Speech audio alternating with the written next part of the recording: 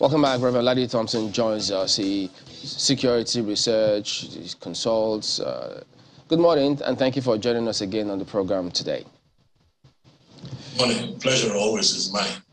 Well, there's just so much going on at the moment. You've spoken severally about some of these things, even when people thought, there was no cause for alarm.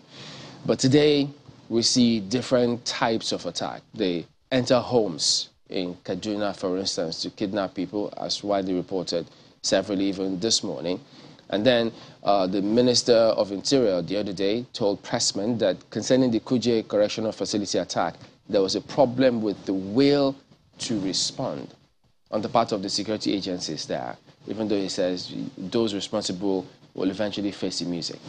And today, yesterday, we've seen attack on the Presidential Guards Brigade.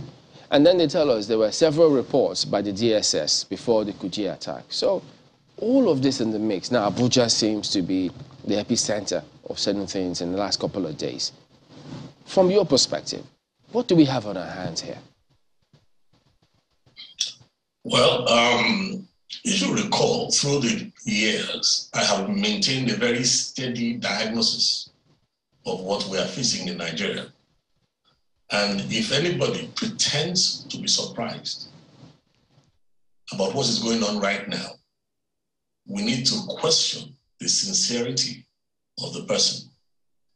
We are dealing with something that is extremely intelligent. It has a global reach. It is a hydra. It collapses nations from within. Now, when 7/7 happened in Britain, I remember their Prime Minister then, Tony Blair, mentioned that it looks like it's madness and looks like it's random. But he said there's a method to the madness. So I believe that the greatest challenge we have right now is that as a nation, we are not ready to face up to the reality of what we are up against. The problem that we are facing can be defeated, it can be handled, it can be curtailed.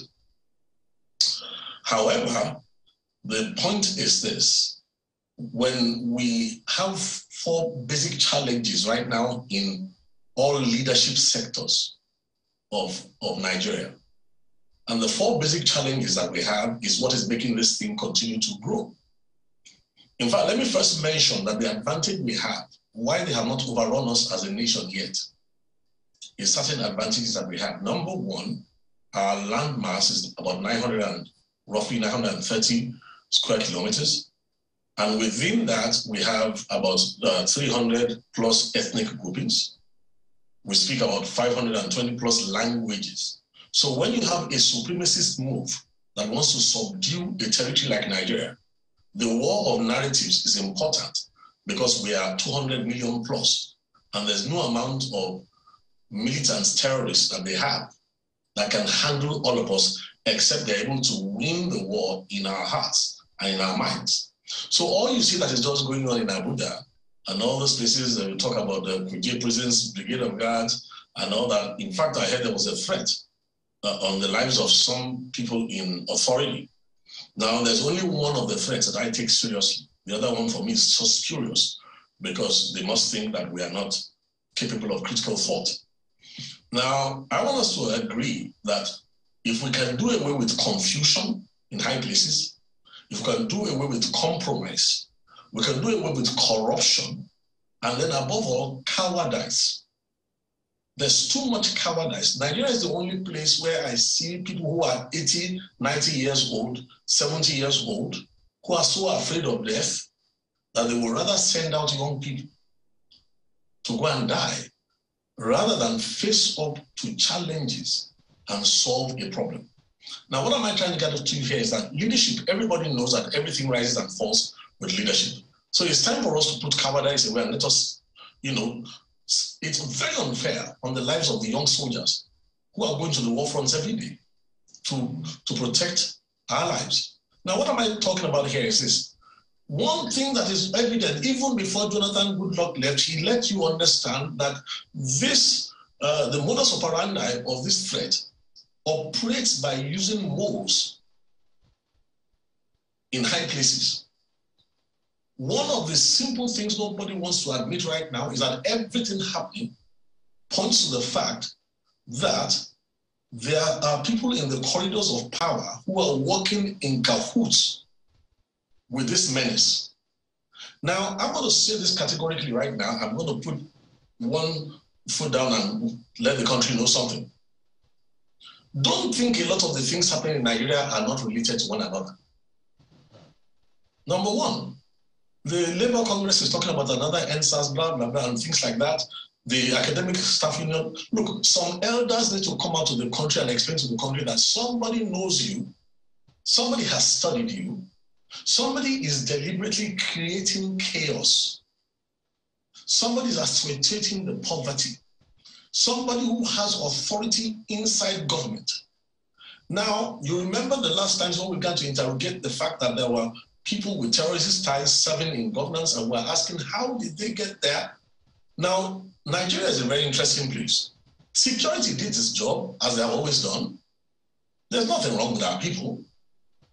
But the challenge now is when you allow influences. Look, our president is going to be 80 years old in December. When you're turning 80, we need to begin to think critically, because it looks as if they assume that we are not able to think at all in Nigeria. When the leader of a nation is turning 80, he knows that associated with that age, there are certain challenges that will always show up: physical, cognitive, emotional, and social issues. And for the African, religious. So what you need to do is we need to watch the people who are around the president. President Goodluck Jonathan, candidly, with great candor, did mention, that right in his cabinet there was evidence of infiltration. So what makes us think that right in the cabinets and in the corridors of power right now, the infiltration has not increased? Now, the point is this: as long as we lack the courage, as long as there's confusion, compromise, corruption, cowardice all over the whole place, this thing is going to continue to escalate. It's a war of narratives. Already in many parts of northern Nigeria that have been destabilized, some new emirates are cropping up who are fighting for the allegiance of the hearts of people. Now, I always said to us that we need a superior architecture of thought in dealing with this threat. Why on earth till now are we quibbling over this kind of issues when it is obvious that we need to look inward right now? We need to look around the president. We need to have people who are courageous enough to isolate and locate any voices that could be influential. Look, when you reach the age 80, I took care of my father till he left at 90s, in his early 90s. I remember his 70s, I remember his 80s, and I know the changes that come. Look, at 80, you don't want new faces around you. You grow familiar with a particular set of people, and once those people can infiltrate those circles, then the nation is in trouble.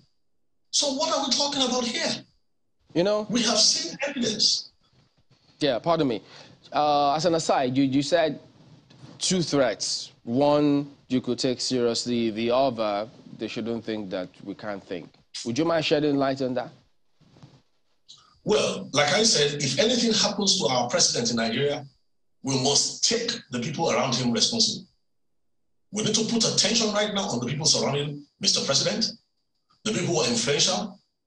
And if for any reason anything happens to the president of Nigeria, I want people to understand something. You are dealing with a very intelligent hydra. It is invested in your politics right now. It is something that mutates. It thinks things through, globally and locally. And the point is, there was a mention of the governor, a very popular governor, who everybody knows that his cloak is not very convincing. The governor who sent out a tweet in 2012 at 11:15 a.m., the governor who made a confession on the 3rd of November, year 2016, the same governor who on an NTA live program, February 2019, spoke about bodyguards unguardedly. Now, there's a claim that there's an attempt on his life by the terrorists. Please, people, who believes that? Like I told you, they know how to collapse a nation from within by confusing all of us.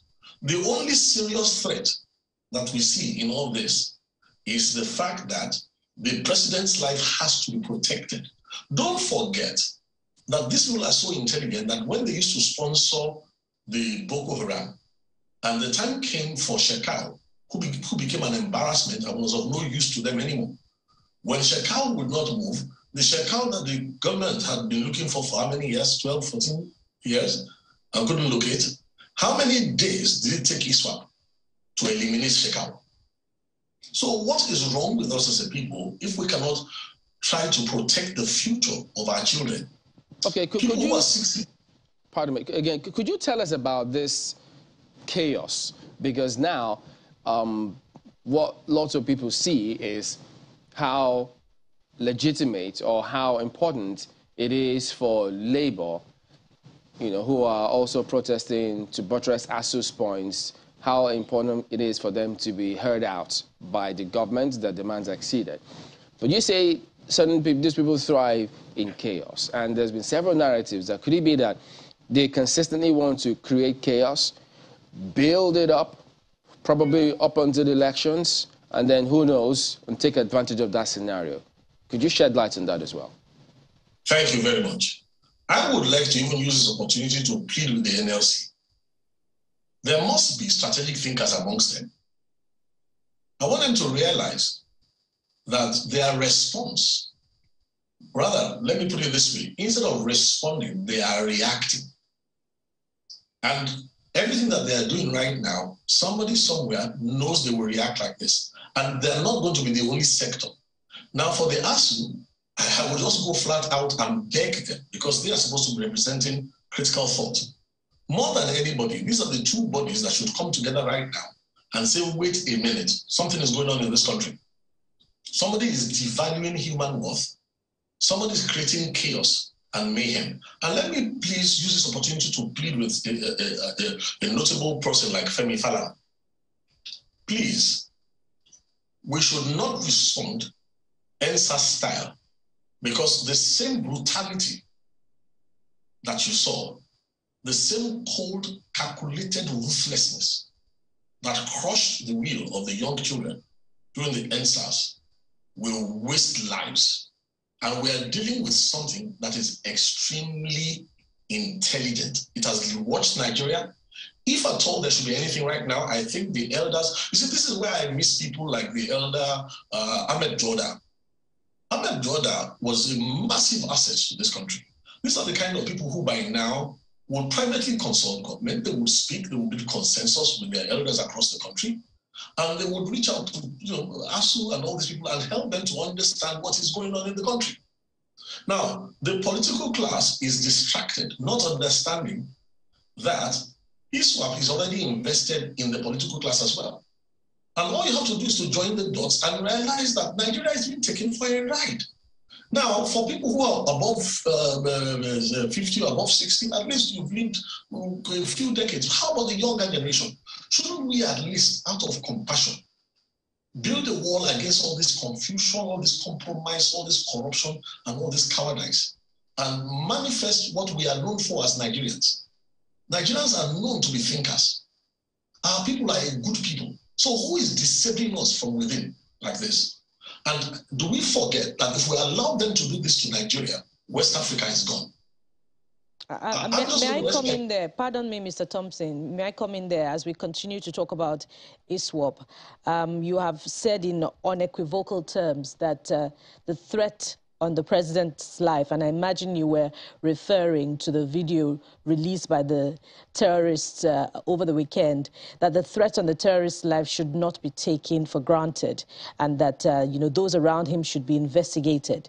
But if am I correct to say that the similar threat made on the life of the Kaduna governor should not be taken just as seriously? Is that what you're insinuating? And if that is it, Why do I'm not insinuating. I'm telling you point blank. Please, so let's talk about better things and let's talk about solutions. So why should the threat on the president's life be taken seriously and that of the Kaduna governor shouldn't be taken seriously? Honestly, one of the things I loathe to do is to waste the time of our citizens talking about irrelevancies.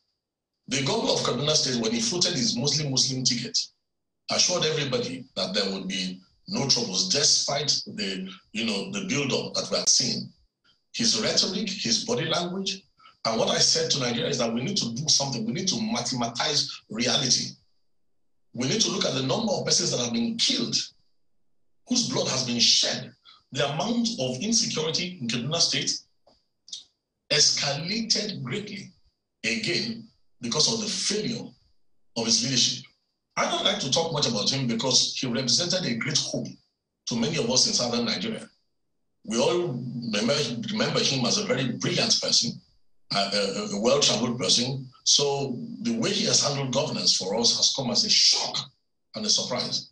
So I really don't think we need to entertain much about he's the one who will, he talks, so he will tell you how they listen in, they're on radio. Let me ask you a question. In which country of the world does anybody carry 100 million naira cash and take it out to some place? And the governor of central bank says they cannot track and trace those notes.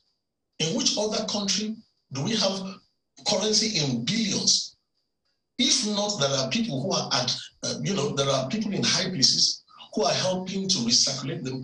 Bring the money back into circulation.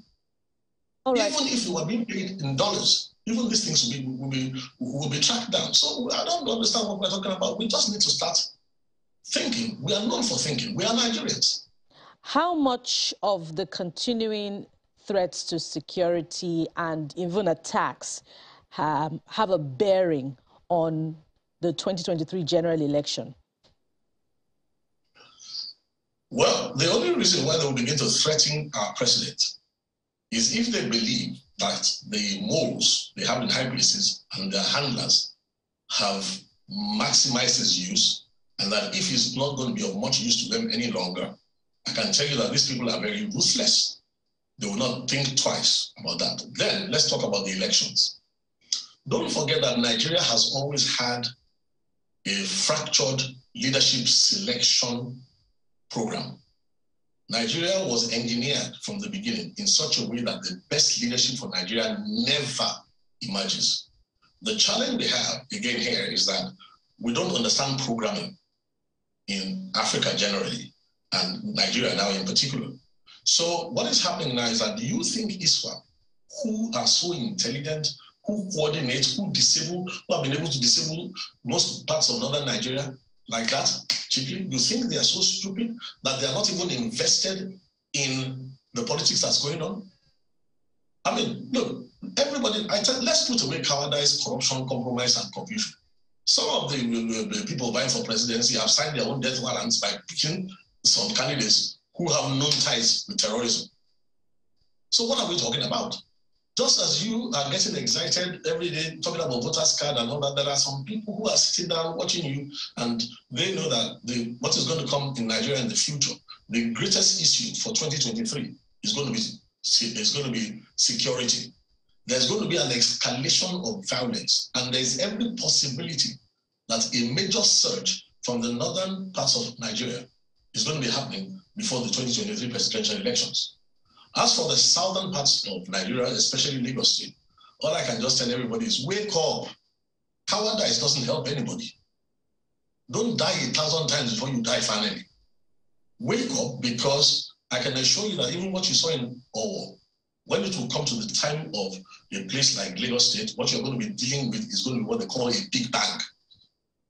Don't forget that we have said to you that the instrument these people use is terror. And they have a clinical use of it. They're very intelligent. They're not stupid people, okay?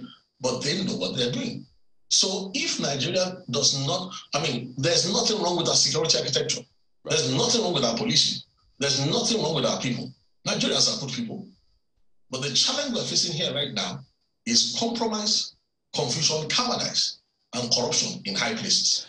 So those are the 4 C's, and you have reiterated that time and again in this conversation. You've also said that this, this whole chaos, whatever it is, there's a method to it. It's very intelligent, and I don't think you can fight intelligence so much with brute force or with the usual reaction. You also have to be intelligent as you approach this. And you have said, I hear the hope in the things you said, that we can actually combat this. You said we've had missed chances, as it were. So what are the kind of decisive actions you would expect? How would you expect us to, approach this? You mentioned a few people and how you expect them to relate with this or respond to this. What kind of thinking should we have? It will look like we've been responding the wrong way. So what should we do decisively?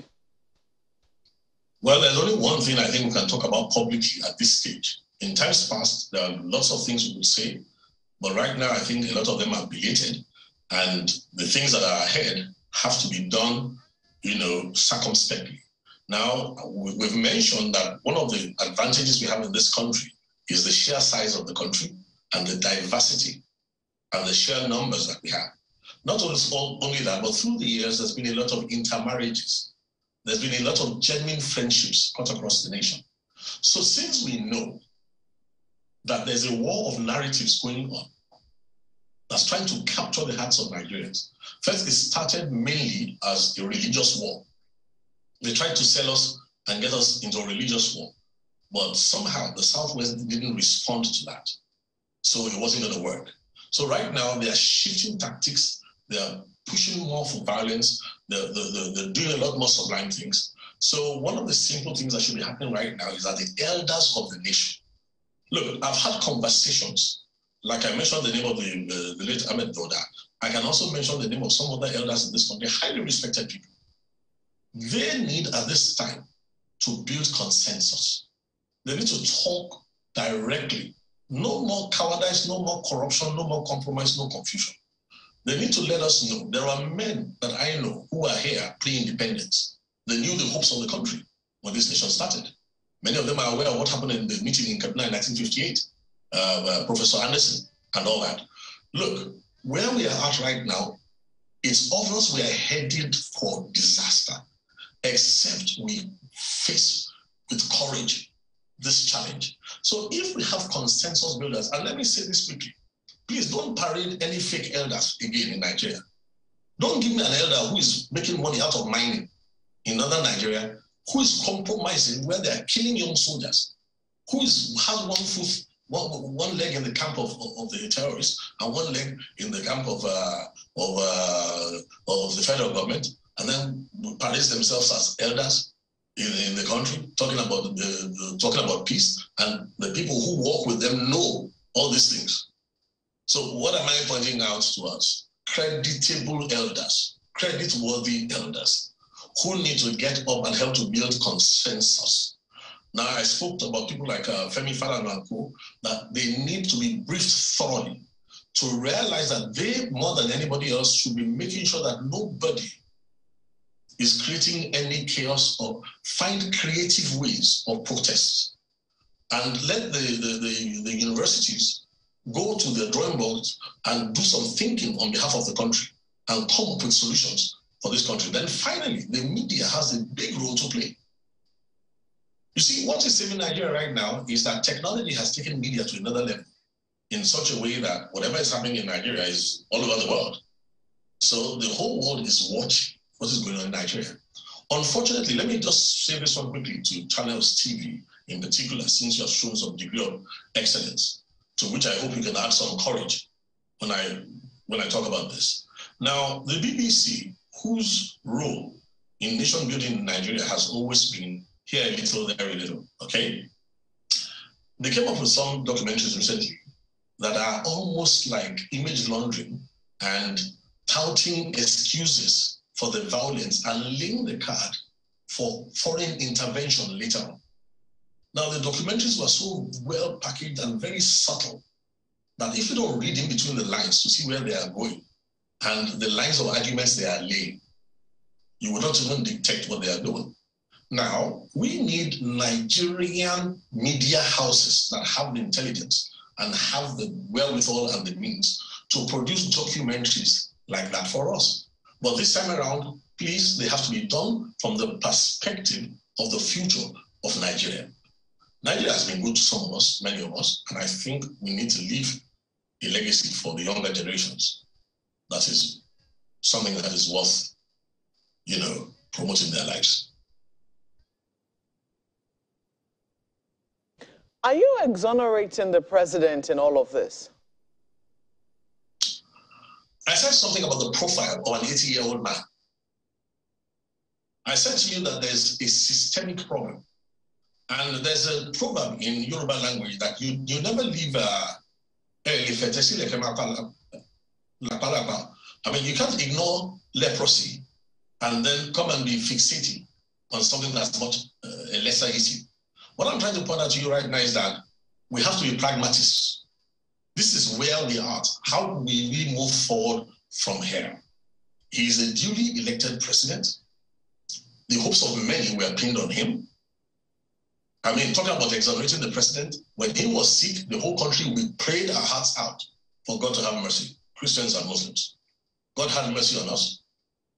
He became well enough, and he has rewarded us. Now, what he has rewarded us with, we will tackle in his legacy. But for the moment right now, what we are saying is very simple. You cannot compare a 54-year-old Muhammad Buhari or a 60-year-old Muhammad Buhari to a 79, 80-year-old person. More so when we realize that he has some health challenges. So right now, the pragmatic thing to do is to protect him as a as a Nigerian treasure. We need to protect the legacy of the presidency. You see, we need to get away from fighting little battles and go to the bigger issues. And when we have finished settling the bigger issues, we can now come back in memoirs and things like that to settle the other issues that may arise. So it's not a matter of exonerating or not exonerating the president. It's a matter of pragmatism. I've said to you many times that tragic optimism should be the policy with which Nigerians are working right now.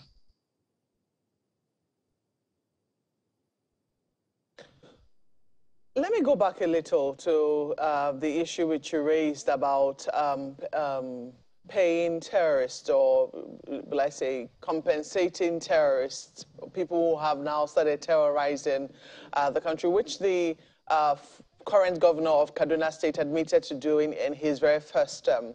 I'm trying to remember the context for that question. I still remember that it was on Sunrise Daily that he said he granted that interview, and he said, I think we had asked him the question in relation to peace, which it would seem that Kaduna was enjoying at that time.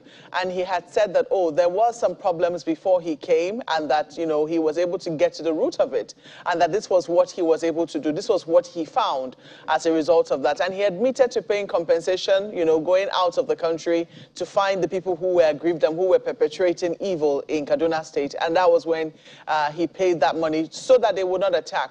But this same governor, when it was seen that governors of the Northwest began to face the problem in general, and some of them were proposing paying settlements to these bandits, he was the one who said no. No more, he wasn't going to go down that route anymore. It would seem that he had realized that that hadn't worked, because the people in Kaduna were still suffering. At that point, the crisis in Kaduna had escalated somewhat, especially in southern Kaduna. Will it be fair to still say that, based on his own admission on television, that, you know, he knew something that, you know, knew something untoward was coming to the entire country, and he fueled it based on something that he said was a solution at the time, given his own experience? Because it would seem that all the other governors too have finally come to that conclusion. We've seen a few other governors who were paying compensation to bandits and terrorists who now realize that, you know, it wasn't really the way to go. Will it be fair to judge him based on what happened initially, and when he even came back to say that, you know, he realized that that was not going to work with these people? I have no doubts that the governor of Kaduna State is a very erudite person, highly cultured, a man of impeccable taste. But I'm not talking about his personal appeal here right now. Are we saying that the person who posted a tweet in the year 2012, who said, we'll write this for all to read? And what did he write in that tweet? He says, anyone, soldier or not, that kills Fulani takes a loan, repayable one day, no matter how long. 2012. Now, like you said, has been able to rethink, and you said he's a rethinker. I mean, your words, not mine. And then by November 2016, he crossed national borders as a governor to Niger, Cameroon, Chad, Mali, Senegal, to locate, I don't know whether we should describe them as kith and kin. Now, every nation of the world defines terrorism in a way to protect its sovereignty. Now, if the body language of anybody in authority shows a divided loyalty between the unity of our nation and an external aggressor, we have serious issues that need to be investigated thoroughly. Then again, I don't even want to be the one to hold brief like this. I think if we forget lick spittles and lackeys and do a little brief interview around Kaduna. Kaduna used to be known as small London. My first visit to Kaduna was in 1979. It was a peaceful, lovely place. It was the future of Nigeria. In fact, as goes Kaduna, so goes the nation till today. Go to Kaduna today. Kaduna is divided into two along lines of religion. Why's all this cowardice that's going on in the country? Why can't we admit that we need to solve these problems? Now, when he was going to become a governor, we believed that all the divisions will be mended, that the bloodshed will be reduced. But like I said, let us mathematize these things. Let's put it in mathematical forms. There has just been an increase in insecurity under his mantle. And if you need to find out more, I would advise you to go to Kaduna State, not just Southern Kaduna alone, to get the details. Well, as we wind down now, because I mean, the days ahead, we're going to focus a lot more on some of these issues and call a spade, you know, no matter whose ox is God as we move forward. But just one more thing. Now we're approaching elections. We'll still have some months, quite all right. What would you consider as the key thing that the electorate should consider above all else as they take their decision towards 2023, across board? Well, I'm going to say something. The electorate right now has been told to pin its hopes on the voter's card. And any seasoned politician in Nigeria knows that the outcome of elections in Nigeria is not really based on voters' cards and the counting of votes per se. We have systemic flaws. So what I'm going to say is this. Let those who are very optimistic, build up on the voter's card and all that. But for people who know what is going on and can see what is happening to the country, we need to admit that we have a systemic problem. And unfortunately, none of the three contenders, as it were, the two major contenders and the outlier, none of them so far has said anything that remotely can handle the level of security problem that we have. So let the younger generations have their enthusiasm and all that. But for people who are a lot more experienced, a lot more savvy, it's better for us to face what the real problem is. We have a systemic problem. The systemic problem is that every crack of division we've had that no leader dealt with properly. Gawan did some help in his days with the NYSC in terms of integration. But we left a lot of these problems, and right now there's an external mind, a brilliant mind, taking us apart. So my counsel is very simple at a time like this. Let those who have sound understanding, let us face the real issues. We have a systemic problem. And no matter who's brought in as president of Nigeria, these problems will continue. ISWAP is not going anywhere except we are able to fix the systemic problems and present a united front. Again, let me repeat in closing, cowardice, confusion, corruption, and compromise. No nation can be built successfully when we have this kind of challenge. Food for thought. We do thank you very much indeed, Reverend Ladi Thompson, strategic security researcher and consultant. Always a pleasure to have you on. Well, thank you very much. All right, so that is it today. And don't forget, our doors are open. We welcome all shades of opinion. And as a matter of fact, we can have a round table and talk about all of these matters and address them headlong. Well, that said, we're back in a moment. Don't go away.